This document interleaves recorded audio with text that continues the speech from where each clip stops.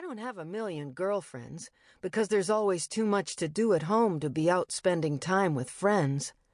I thought about going downstairs and calling Johnny again, just to hear his voice one last time, but he was probably in bed by now, and his mother would answer, and that wouldn't be a good thing at all. I decided to talk to Laura. The truth is, I don't do that a lot. You have to understand that Laura and I have always been close, but not really close, you know? I'm 17, she's 18. It's just the two of us, but we're like magnets that push each other apart. I'm the funny one, the athlete, the flirt, and Laura is moody, mysterious, and scared of boys. Being opposites as sisters isn't such a good thing. You're always looking in the mirror and thinking about what you don't have. It's been hard for Laura since Mom died. She and Dad scream at each other all the time. Mostly they argue about God. Laura stopped going to church after Mom's accident, like it was God's fault that we lost her.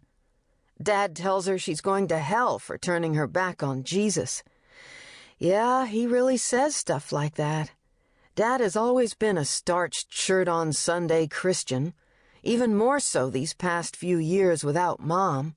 He talks about God punishing him for his sins. I think it was just a drunk driver.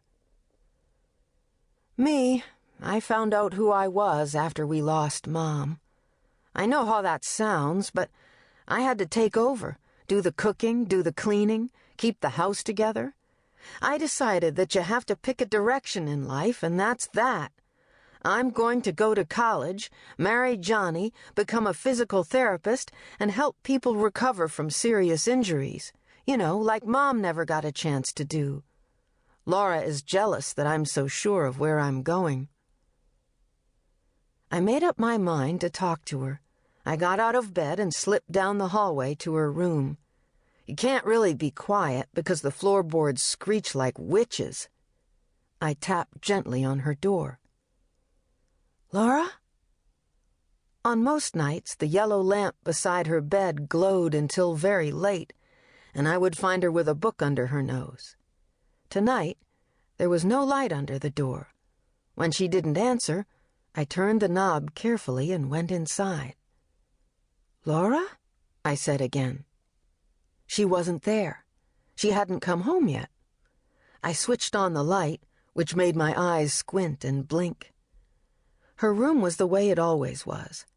Laura was messy, clothes on the floor, albums stacked on her dresser by the record player, posters of Carly Simon and Linda Ronstadt, both a little crooked where they were taped on the wall, books everywhere, Virginia Woolf, Sylvia Plath, Gail Sheehy. Where was she? I thought back to the evening in the park. Laura and I drove up there together. I was meeting Johnny after his softball game, and he and I were going down to the lake to swim. I knew tonight was going to be the first time for us. I'd been planning it for weeks. The thing was, before Johnny showed up, Laura was acting weird. She was saying scary stuff I didn't understand. Then she asked me if I could keep a secret. I said sure, I could keep a secret forever if I needed to, which was true. But she never got a chance to tell me what it was. Instead, she went off by herself onto the trails. It was night. The rain was pouring down. I never should have let her go. I told myself that everything was okay. Laura had a rendezvous with a boy, just like me and Johnny. That was why she was late tonight. I almost left her room, but then I saw something on her bed, and I realized I was wrong. The letter was just like the others that had arrived anonymously over the past 2 months. Laura told me they had stopped. Why did she lie? I unfolded the piece of paper and stared at the grainy black and white photograph and what was scrawled across the page in red ink, and almost sank to my knees and threw up. As I held it in my hand, I remembered something else from the park. Before the storm broke, before Johnny found us,